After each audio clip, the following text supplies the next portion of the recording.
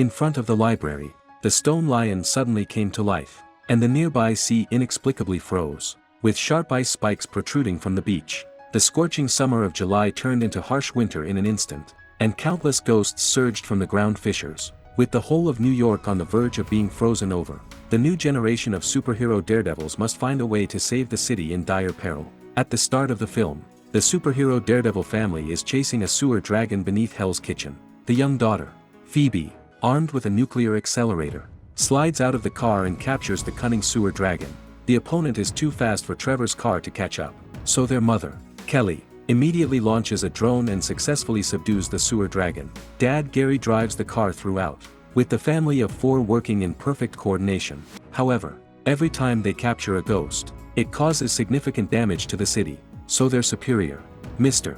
Mori, gives the Daredevil team a severe lecture, especially the 15-year-old Phoebe, who cannot continue to join Gary on missions until she is of age. Meanwhile, a doctor is buying interesting curios from all over to enrich his YouTube channel content, hoping to find spirits in old items that would attract viewers. One day, a man named Bob brings a mysterious metal sphere, explaining that it was left by his grandmother. The doctor pulls out a detector to check the item, and the energy inside the sphere makes the entire room shake, followed by the furniture rapidly freezing. This energy even affects the entire New York City, with the streets instantly becoming icebound.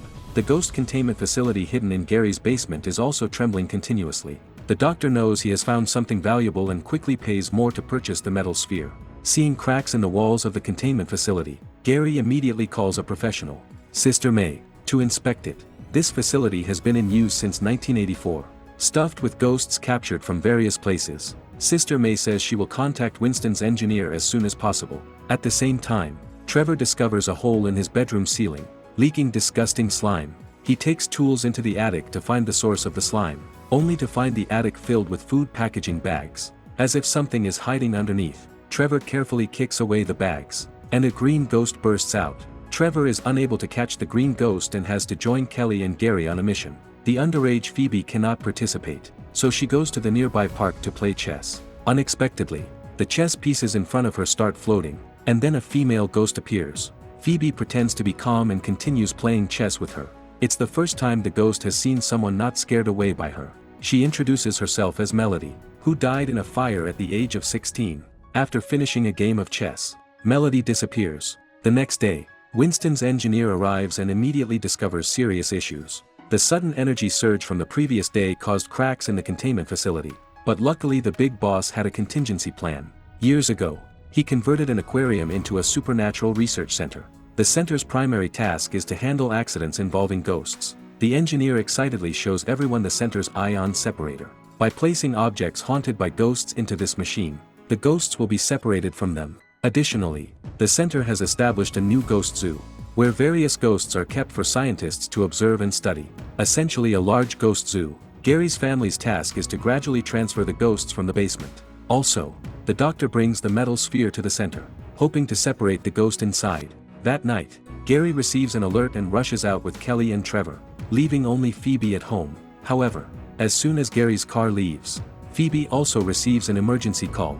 She contacts her friend Little Bao, and the two sneak out with equipment. Phoebe arrives at the fast food restaurant that issued the alert, only to discover that the manager wants to capture Melody, the ghost. Hesitant to act, Phoebe watches as Melody escapes through a window. She snaps back to reality and fires the accelerator, but the ghost is already gone.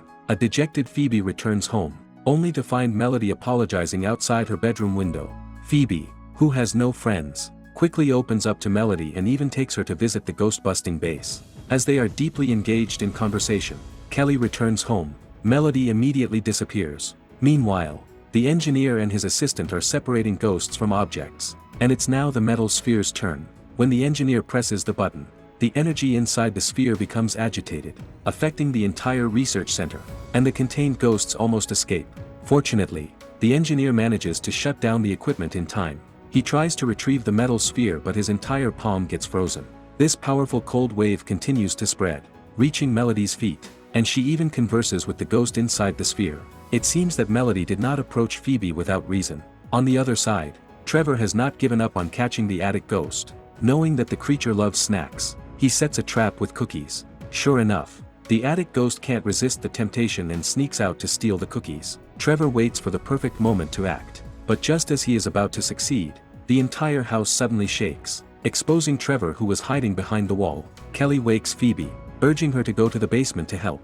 There's a big hole in the wall of the containment facility, covered in a thick layer of ice. Gary's family rushes to the research center for help, only then learning that the abnormality at the containment facility is related to the metal sphere. This strange sphere can not only freeze things but also control other ghosts through some form of psychic power. As they discuss fervently, an isolation cell is damaged by frost, and a small ghost called the Possessor escapes. It has the ability to inhabit any object. Trevor, wanting to understand the origin of the metal sphere, visits Bob's house with his assistant. Trevor pretends he wants to buy more collectibles. Upon hearing this, Bob opens a secret door behind the spice cabinet, revealing a secret room with walls made of engraved brass, displaying valuable collectibles, including something resembling ram's horns. The assistant scans around with a detector and discovers a strange energy on Bob, suggesting that he needs to be taken back for study. The assistant and engineer soon discover that whenever Bob gets angry, the lab's spray guns automatically fire, and the more furious he is, the stronger the flames. Meanwhile, Little Bao is reviewing the video of the experiment on controlling ghosts with the metal sphere. He notices that the two seem to be conversing in an ancient language, but neither the doctor nor Phoebe can understand which country's language it is. So, the three go to the nearby library to seek a professional's opinion, only to learn that it is a form of Sanskrit from the pre-Sumerian era, understood by only a very few people in the world. The doctor takes out a photo of the metal sphere and asks the librarian if he recognizes the patterns on it.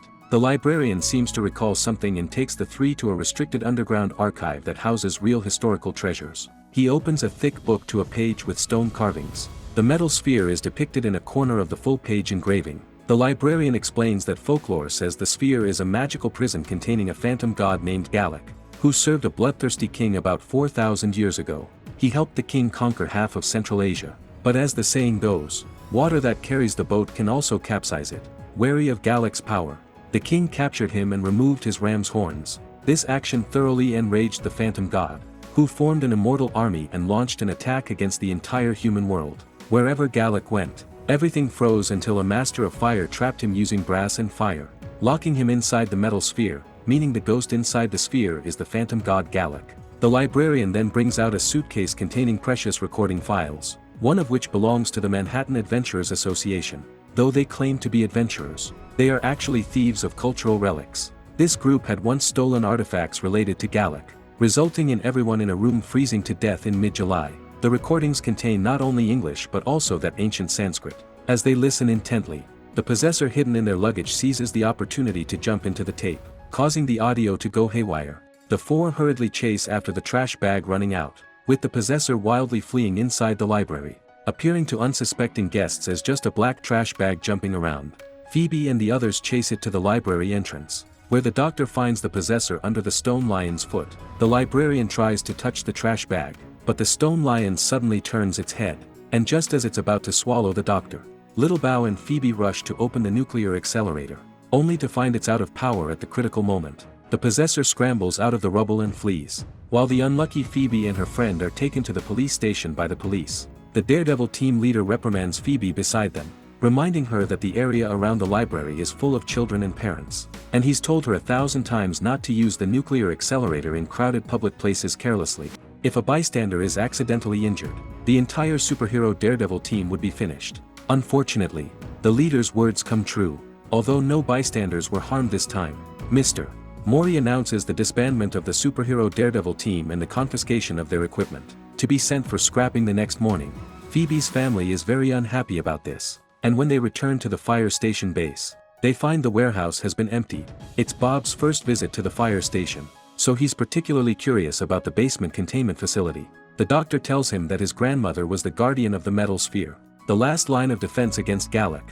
For thousands of years, Bob's family has been guarding the metal sphere, and now, whether he accepts it or not, he must shoulder the family's mission.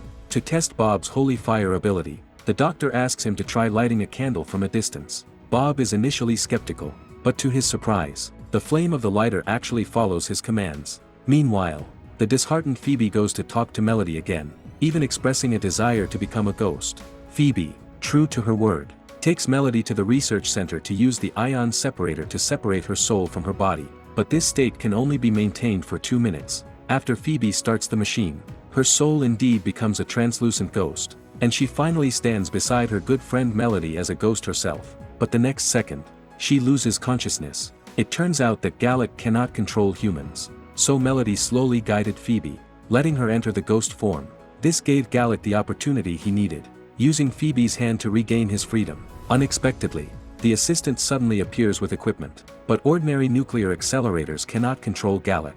On the contrary, the assistant is almost frozen into an icicle. When Kelly and Gary arrive at the research center, Gallic and Melody have already disappeared, and the metal sphere that imprisoned the Phantom God is reduced to a pile of fragments. Gallic quickly begins his destruction. He first goes to Bob's house, opens the secret room, and retrieves the ram's horns that contain his energy. Unexpectedly, this equipment functions like a plug that can be reattached to the skull, with the ram's horns acting as a super router. The entire New York is struck by a cold wave. The sea freezes in the blink of an eye, and ice spikes emerge from the ground like bamboo shoots. Gary and his wife do not blame Phoebe. The priority is to stop Gallic. This demonic leader will definitely go to the containment facility to recruit all the trapped ghosts, so the Daredevil team must act before Gallic, because capturing such ancient ghosts requires a large amount of brass. Phoebe melts all the brass items in the base into a pot and installs them in her device. The old Daredevil team hears the news and comes to support. Just then, a child's tricycle suddenly rushes towards the base gate. It turns out to be the possessor secretly causing trouble. He directly breaks open the gate and possesses Gary's car, causing documents on the table to fly around. A paper airplane slowly floats to the second floor, and the assistant tentatively pokes the plane with the accelerator, unaware that the possessor takes the opportunity to jump onto his equipment. The possessor then points the nuclear accelerator at Trevor. Gary sees this and quickly pushes his son aside, but a burst of flame shields the father and son, just in time as Bob intervenes. Then Little Bow arrives, smashes the accelerator, and the possessor has nowhere to go but to sneak into a pizza and tries to escape, only to be swallowed by the gluttonous attic ghost. On the other side, Phoebe goes to the basement and sees Melody standing in front of the containment facility. Actually, Melody does not want to harm Phoebe. She helped Gallic only to see her family who had been taken away. As they are talking, Gallic arrives at the base, and the cold intensifies with his arrival. Gary and the others must defend the basement, but the nuclear accelerator is useless. At the critical moment, Bob appears wearing his ancestors' armor, unfortunately only looking heroic for 3 seconds. At the most crucial moment, the lighter unexpectedly runs out of power. Seeing this, Gallic wastes no more time, crushes the lighter, opens a crack in the basement, and uses ice spikes to trap Gary and others. Countless ghosts rush out, and all of New York is about to become a hell. Suddenly, Phoebe appears wielding the modified nuclear accelerator. Brass indeed temporarily controls Gallic, but this power is far from enough. Just as Phoebe is about to be frozen into an icicle, Melody appears and polishes a match she has always carried with her. Bob takes the opportunity to unleash the holy fire, and the flames dispel the ice in the base. Phoebe restarts the accelerator, and everyone works together to trap Gallic. Seeing this, the old Daredevil team struggles to open the doors of the containment facility and seal Gallic inside the basement. The disaster is finally over.